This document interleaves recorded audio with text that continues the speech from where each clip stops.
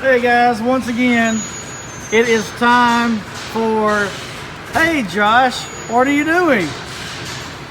Starring Josh. So hey Josh, what are you doing?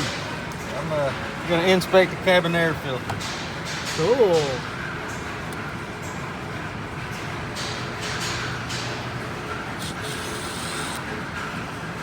So what is this cabin air filter supposed to do? It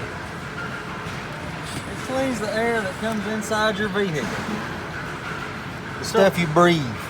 So if I recirculate my air conditioner, if I have any dirty stuff in my vehicle, it's going to refilter back through that and I'll be healthier for it?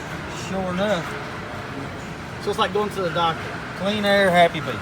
Oh wow. Oh God. Oh, that's dirty.